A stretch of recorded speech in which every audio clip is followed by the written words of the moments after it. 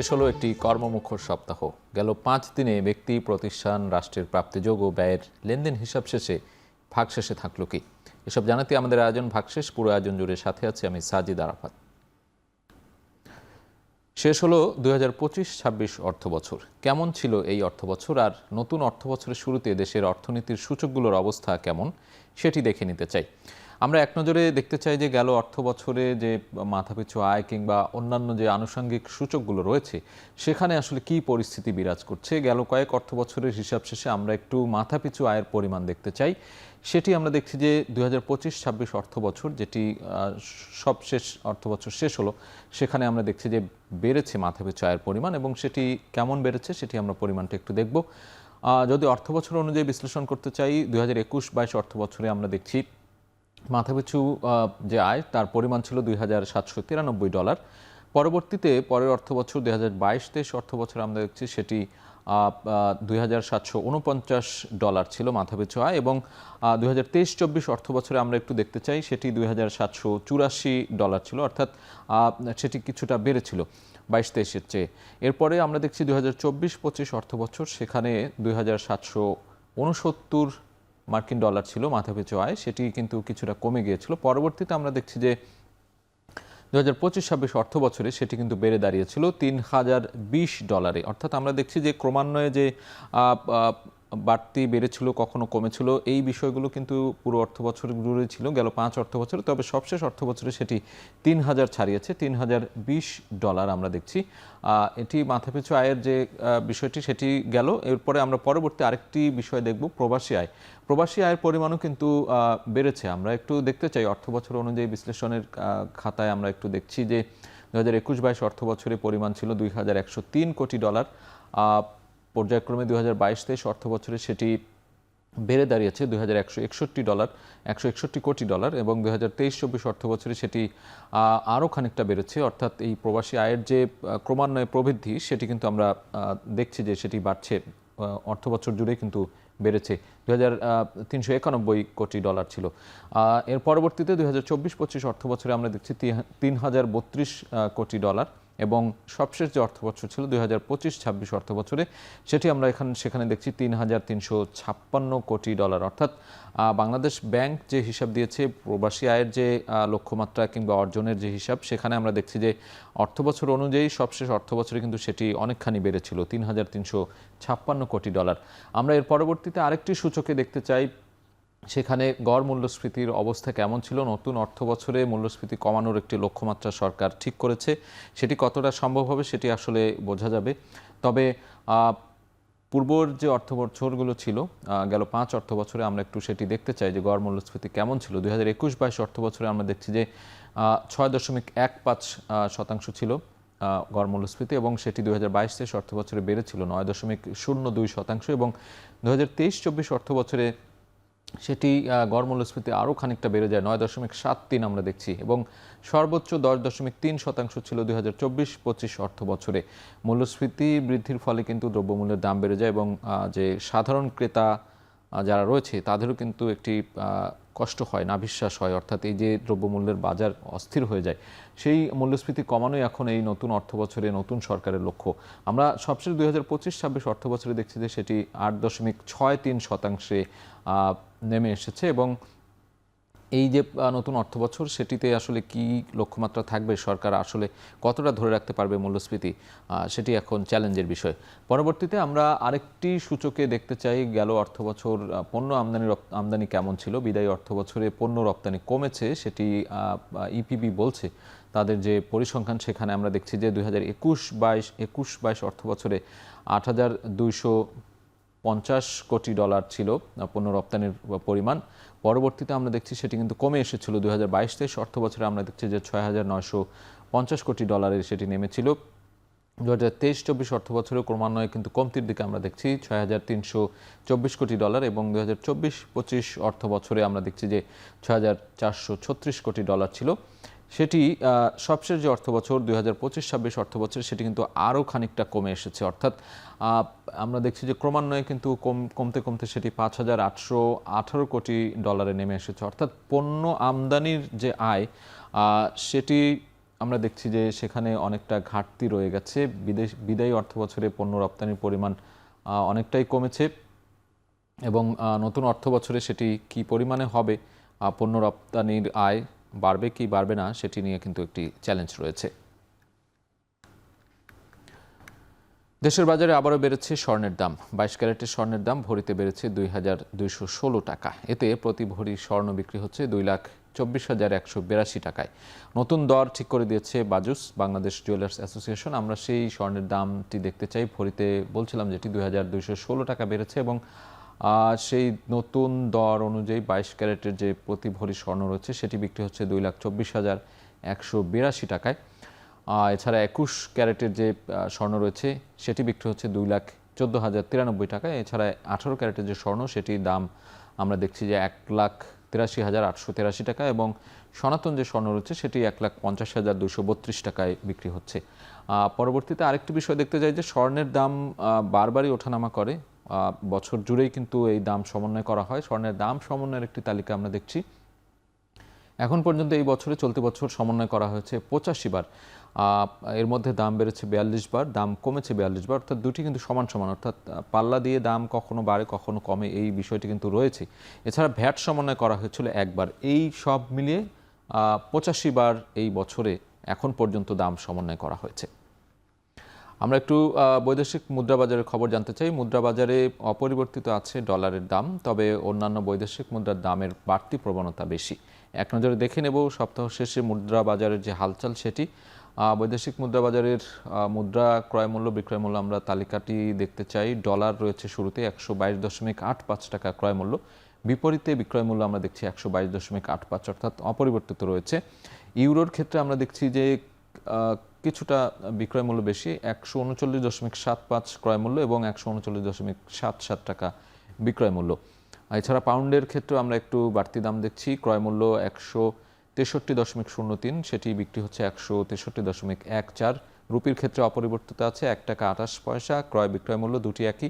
ইউয়ানের ক্ষেত্রে অপরিবর্তিত আমরা দেখছি 18.08 ক্রয় মূল্য এবং বিক্রয় মূল্য 18.08। পরবর্তীতে আরও কয়েকটি বৈদেশিক মুদ্রা রয়েছে, আমরা সেগুলোর তালিকাটিও একটু দেখে নিতে চাই। দেখছি ইয়েন রয়েছে, ক্রয় মূল্য বিক্রয় মূল্য দুটি অপরিবর্তিত রয়েছে 0.75 টাকা এবং অস্ট্রেলীয় ডলার 84.65 টাকা ক্রয় মূল্য, বিপরীতে বিক্রি হচ্ছে 84.71 টাকায়। সিঙ্গাপুরি ডলার 94.74 টাকায় ক্রয় মূল্য এবং 94.82 টাকা বিক্রি হচ্ছে।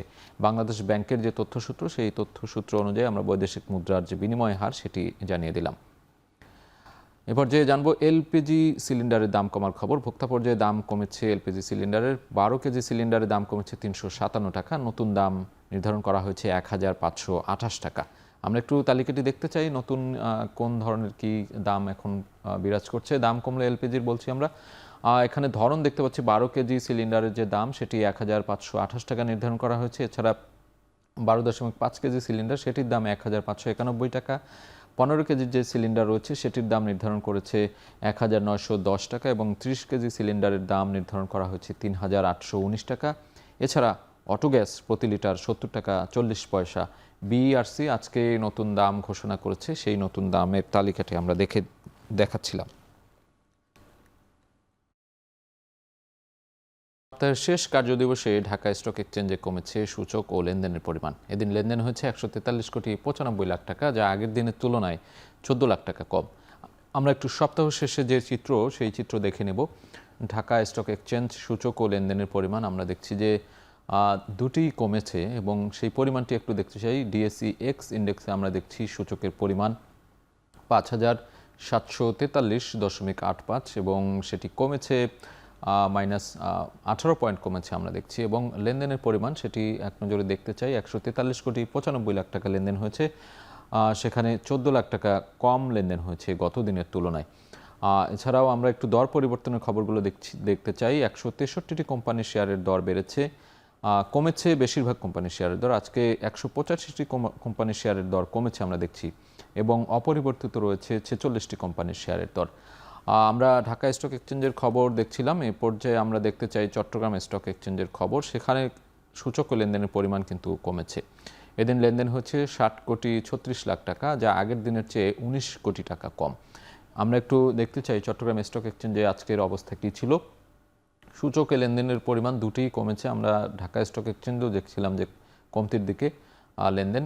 একই অবস্থা বিরাজ করছে চট্টগ্রামেও। সিএএসপিআই, সেখানে আমরা সূচকের পরিমাণ দেখছি 15,407 পয়েন্ট, সেটি কমেছে 42 পয়েন্ট আমরা দেখছি কমেছে, এবং লেনদেন হয়েছে 60,36,00,000 টাকা, এবং লেনদেনের কমতির পরিমাণটিও আমরা দেখছি 19 কোটি টাকা কম লেনদেন হয়েছে, অর্থাৎ গতকাল কিন্তু আরও বেশি লেনদেন হয়েছিল। দর পরিবর্তনের ক্ষেত্রে আমরা দেখছি যে 110টি কোম্পানির শেয়ারের দর বেড়েছে, পক্ষান্তরে কমেছে 94টি কোম্পানির শেয়ারের দর। এছাড়া অপরিবর্তিত রয়েছে 27টি কোম্পানির শেয়ার। এই ছিল চট্টগ্রাম স্টক এক্সচেঞ্জের অবস্থা। এ পর্যায়ে জানবো সপ্তাহ শেষে পুঁজিবাজারের সূচক এবং লেনদেনের পরিমাণ। সূচক বেড়েছে 91 পয়েন্ট, অন্যদিকে বাজার মূলধন বেড়েছে 1,000 কোটি টাকা। এক নজরে দেখে নেব এই সপ্তাহের পুঁজিবাজারের সবশেষ অবস্থা। আমরা সপ্তাহের পুঁজিবাজার দেখছি যে সাধারণত 5 দিন হয়ে থাকে, তবে এই সপ্তাহে 4 দিন দেখছি। একদিন অর্থাৎ 1 জুলাই শেয়ার বাজার বন্ধ ছিল, লেনদেন, ব্যাংকের লেনদেনও বন্ধ ছিল। সেই অনুযায়ী আমরা 4 দিনের যে তালিকা রয়েছে সেটি দেখাতে চাই। 28 জুন সপ্তাহের শুরুর দিনে সূচক ছিল 5,719 পয়েন্ট, সেখানে সূচক বেড়েছিল 66 পয়েন্ট, লেনদেন হয়েছিল 137 কোটি 10 লাখ টাকা, বাজার মূলধনের পরিমাণ 6,96,000 কোটি টাকা। পরবর্তীতে আমরা দেখছি যে 29 জুন 5,722, সেখানে আমরা দেখছি সূচকের পরিবর্তন 2 এবং লেনদেন হয়েছিল 135 কোটি 15 লাখ টাকা। এছাড়া 6,97,000 কোটি টাকা ছিল বাজার মূলধন। এই পর্যায়ে আমরা পরবর্তীতে দেখতে চাই 30 জুন 5,762 পয়েন্ট ছিল, এদিন সূচকের পরিবর্তন আমরা দেখছি যে 40 পয়েন্ট বেড়েছিল। লেনদেনের পরিমাণ বেশ ভালো ছিল, 157 কোটি 36 লাখ টাকা, 6,98,000 কোটি টাকা ছিল বাজার মূলধন।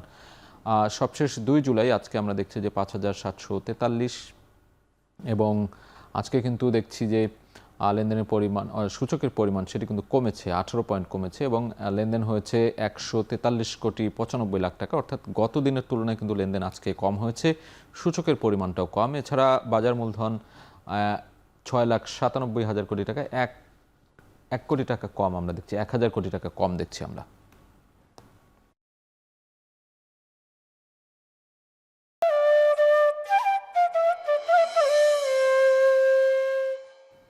নওগাঁর সাপাহারে জমে উঠেছে আমের বাজার। প্রতি মণ আম্রপালি বিক্রি হচ্ছে 1,700 থেকে 4,000 টাকায়। প্রতিদিন লেনদেন হচ্ছে প্রায় 5 কোটি টাকা। সাপাহার আমবাজার থেকে এই মুহূর্তে সরাসরি যুক্ত হচ্ছেন সহকর্মী আব্বাস আলী। আব্বাস, আপনার সাথে যুক্ত হতে চাই। আমরা আম বেচাকেনার খবর জানতে চাই আপনার কাছে। সাপাহারে এই আমের মৌসুমে কি পরিমাণ আম বিক্রি হচ্ছে, ক্রেতা বিক্রেতারা কি বলছেন সেখানে?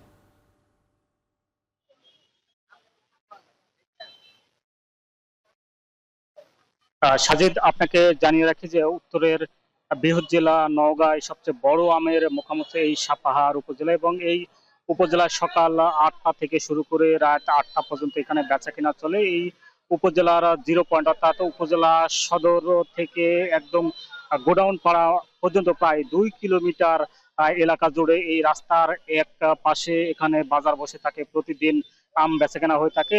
আপনাকে জানিয়ে রাখি যে সকাল 8টা থেকে যেহেতু বাজার শুরু হয়, তার আগে থেকে অর্থাৎ ভোর থেকে চাষিরা আমের বাগান থেকে আম সংগ্রহ করে বিভিন্ন যানবাহন করে এই মোকামে বিক্রি করার জন্য নিয়ে আসেন, এবং আমের যদি সরবরাহ কম এবং বেশি হয়ে থাকে তখন দামেরও একটি হেরফের হয়ে থাকে বলে আমরা দেখছি। যেহেতু আজ আমের সরবরাহ একটু কম, যার কারণে দাম অর্থাৎ প্রতি মনে প্রায় 200 থেকে 300 টাকা পর্যন্ত বেড়েছে, এবং এই বাজারে 4 প্রকার আম বেচা কেনা হচ্ছে। আম্রপালি, ব্যানানা ম্যাঙ্গো, বাড়িফোর এবং হাড়িভাঙ্গা আম এই বাজারে পাওয়া যাচ্ছে। এখন যেহেতু আম্রপালির মৌসুম, অর্থাৎ জেলায় যে পরিমাণ আম উৎপাদন হয় তার 60% আম উৎপাদন হয় এই আম্রপালি, এবং যেহেতু আম্রপালি সবচেয়ে এখন ভর মৌসুম এবং দাম কিছুটা একটু কম, কৃষকরা বলছেন আম্রপালি এখানে প্রকারভেদে বিক্রি হচ্ছে 1,700 থেকে 4,000 টাকা মন, ব্যানানা ম্যাঙ্গো বিক্রি হচ্ছে 3500 থেকে 4,000 টাকা মন, বাড়িফোর 2100 থেকে 2500 টাকা মন, এবং